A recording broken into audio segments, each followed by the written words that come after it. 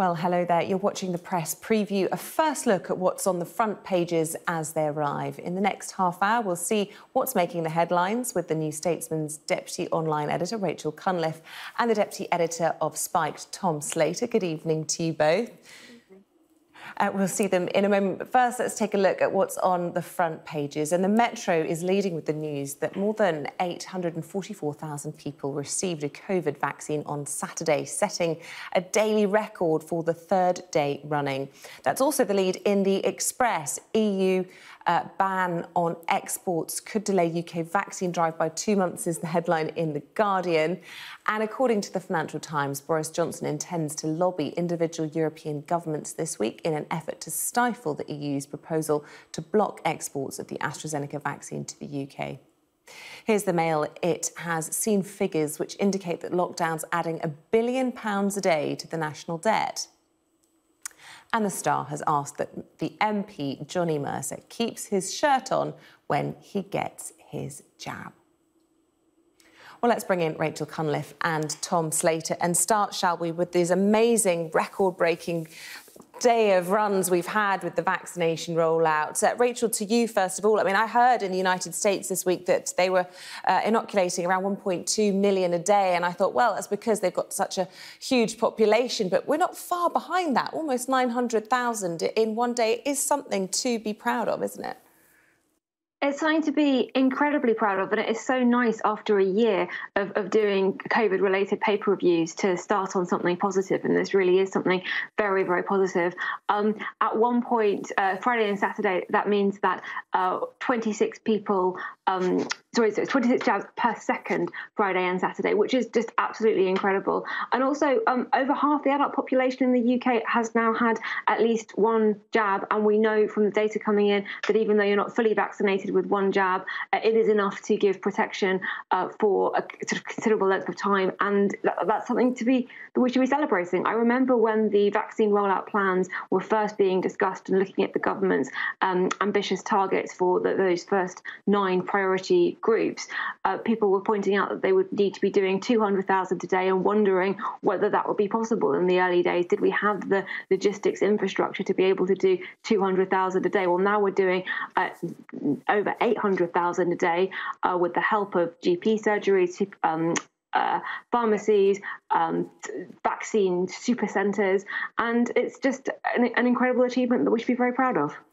Tom Slater, just to bring you in now, you know, we've heard so much. In fact, sorry, we've lost Tom. That's the way of the world these days is freezing for us. So let's bring Rachel back in. I mean, we can't rest on our laurels, can we, after this enormous success? We're seeing the death rate going down as well. I think 33 recorded today, although often they are lower on Sunday, a sign of the way things are going. And yet we have this third wave on the horizon over the channel in mainland Europe, which, of course, has to be a worry for us as well.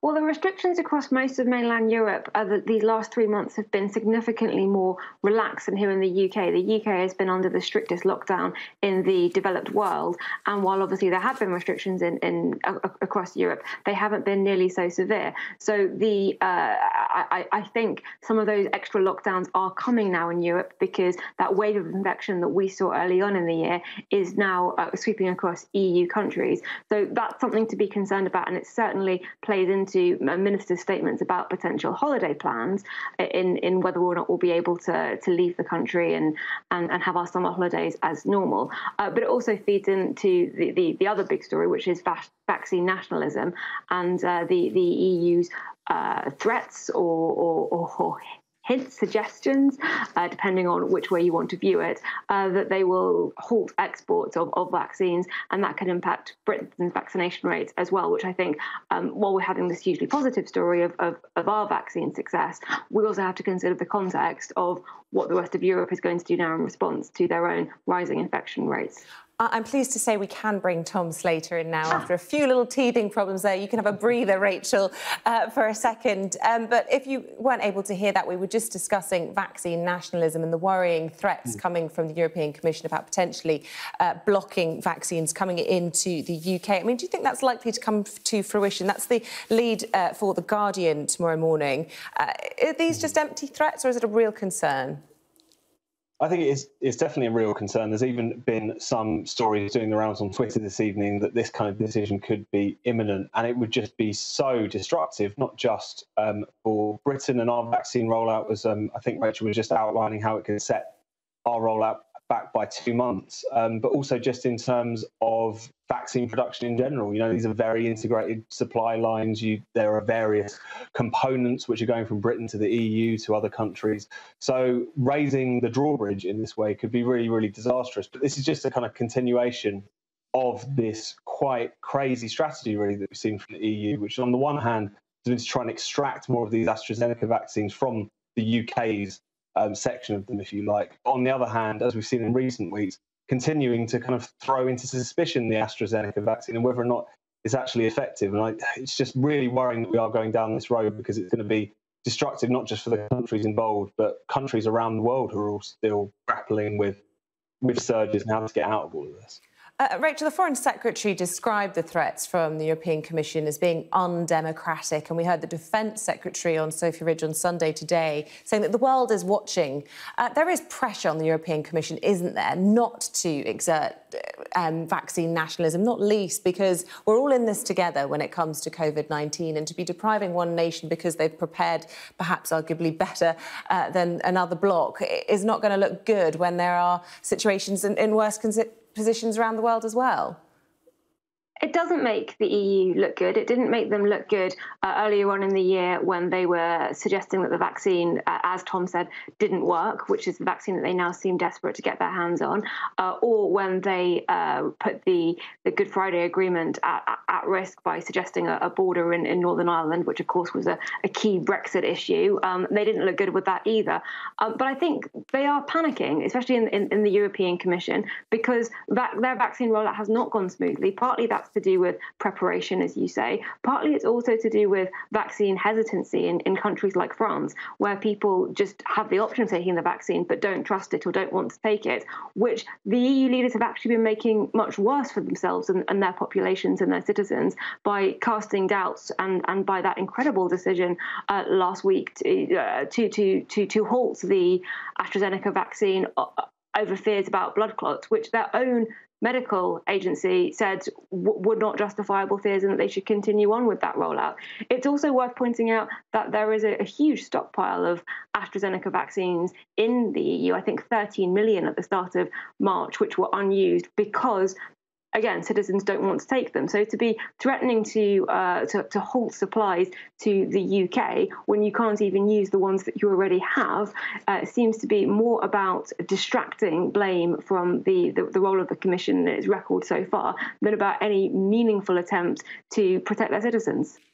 And Tom, meanwhile, the pressure is on because, of course, the EU's meeting for a summit on Thursday where they'll be discussing the possibility of a ban. The Prime Minister, Boris Johnson, being described on the front of the FT as making bids to European capitals ahead of that summit to try and build some allies in all of this. Is he going to have his work cut out? I mean, I think it's the Netherlands and Belgium who look likely to support us in trying to stop that from happening, not least because, of course, their involvement in the production of the Pfizer vaccine. Well, precisely. I mean, there's a line in the FT story which points out, I suppose, the other side, which is the issue that the EU and the European capitals like to still act as one, and that particularly the Commission are very irritated by attempts to lobby particular national capitals, etc. But as you say, it'd be interesting to see how this comes down, given the fact that there are countries who have an interest in vetoing this. But then I think particularly because it's been clear throughout this that France and Germany in particular have been intimately involved in this bizarre kind of shakedown/smear campaign against Britain, and AstraZeneca repeating some of those completely made-up claims about its effectiveness that Rachel was referring to just there.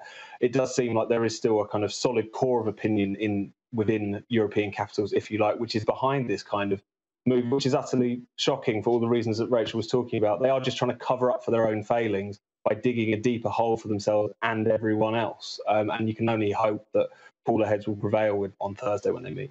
And Rachel, it's hard to see where the relationship will go between the UK and the EU in this interesting sort of post-Brexit period. COVID-19 and this vaccine round really casting it into uncharted territories. I think there's a lesson here for our politicians too, which is that nationalistic rhetoric, trading petty insults, which we've seen from both the UK government and the EU side over the past 5 years in the bitter Brexit battle, that does have consequences. And I really hope, and actually the quotes coming out from Downing Street and from cabinet ministers and from the Prime Minister are reassuring, but they mark a change in the way that our government has discussed the EU side. We can't just insult each other. It's actually really important that however much our government might want to show that Brexit is working and the EU might have an interest in suggesting that perhaps it isn't, there are bigger issues. There's more at play here. And when you resort to nationalism and to trying to get wins and easy sound bites, it does have real consequences. And we do need to have a secure trading relationship and a secure diplomatic relationship going forward for exactly these kinds of reasons. And that's not even getting into the issue of our summer holidays, but we've run out of time for discussing that. Rachel and Tom, we'll see more from you in a moment. If you've been watching Sky News this evening, there's been lots of violence happening in Bristol between police and protesters. Well, we'll be discussing that after the break. This is the inside of the Metro. Police left nursing broken bones after the demo there turns violent. Don't go anywhere. We'll have more on that in a moment.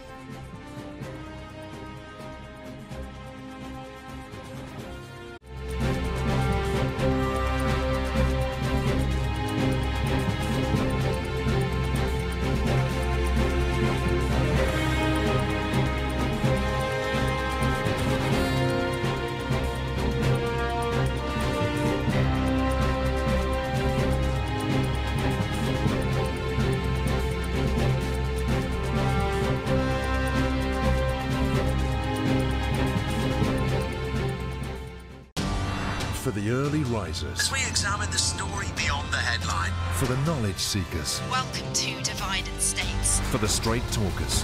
The curious and the ones who want to be entertained. Backstage, Sky News' entertainment podcast. For wherever you are. Welcome to Sophie Ridge on Sunday podcast. For the ones who want to know more. Welcome to the Rollout Politics podcast. For the listeners. From Sky News Storycast. Sky News Podcasts. Listen and subscribe for free. Welcome back. You're watching the press preview. With me now, Rachel Cunliffe and Tom Slater. Let's turn our attention, shall we, to the Kill the Bill protests that have turned rather nasty in Bristol this evening. They're still ongoing, but managed to make it onto the front of some of the newspapers. Tom, the Metro saying police have been left nursing broken bones this evening. Yes, so as those protests into the night turned violent in Bristol, there's reports here that 2 police officers have ended up in the hospital, at least one with a broken arm, one with broken ribs. They have, the protesters, that is, torched 2 police vans and have also been smashing windows of one of the local police stations. This kind of in the, as you say, springing off of a peaceful protest during the day calling for the bill to be killed. That is the policing bill, which contains some really horrendous restrictions on civil liberties and the right to protest. But again, I don't think these scenes will do that cause any favours whatsoever, not least because what the government are trying to do is suggest there is this new, radical, dangerous form of protest which needs to be clamped down upon, despite the fact that, as we all know, of course, setting light to a police van is already illegal, as you would imagine. So this is something which I think is going to play into that discussion, but not necessarily in a good way at this. Rachel, some suggestions that there are concerns that there could be more protests in the coming days in a similar vein to the London riots that we saw in 2011. Priti Patel under pressure, I suppose. Well, I actually think this is doing Priti Patel a favour. She wants to get an incredibly draconian piece of legislation passed, which would see people potentially at risk of being jailed for being a part of demonstrations which are too noisy. The point of a protest is to be a bit noisy, but obviously not to be anything like horrific scenes like we're seeing in Bristol tonight. And I think this plays straight into her hands. The government is saying that they need tougher powers, even though, as Tom said, setting fire to a police van and violence against the police is already illegal. You don't need a new law in order to clamp down on those kinds of protests. But I think it's going to be used as fodder by the government. They've just handed the government ammunition. Well, let's end on a slightly lighter note, shall we? Finish on a story on the front of the Star. Tom, I don't know if you've had your vaccination yet or if you've thought about what you will wear or what you won't wear when you do. Is it a shirt on, shirt off kind of event? Well, if I was following the example of Johnny Mercer there, also Lord Bethell, the health minister, who put out a slightly strange video of him topless getting his vaccination over the weekend, this seems to be what Tory MPs are doing for when they're posing for their vaccine shot. So the Daily Star with a campaign there that we can all get behind, keep your kit on, for when Tory MPs pose for their vaccine selfies. And why do you think they're doing it, Rachel? I mean, is this a sort of a macho thing? We know Johnny Mercer to be a sort of macho MP, don't we? I don't know, maybe they don't want the public to see their taste in T-shirts, possibly. It's not an item of clothing you normally see MPs wear. I actually disagree. I think it's great because if they're shirtless, if they want to be shirtless, they're more likely to have a photo op. Those photos are more likely to be in the papers, and people are more likely to see government ministers and MPs getting those vaccinations, which is going to encourage other people to come forward. So if they want to take their tops off, it's fine with me. Gosh, I suppose that applies across the board then to male and female MPs or whoever it may be. Who knows? If it gets publicity, gets people taking a vaccine, then why not?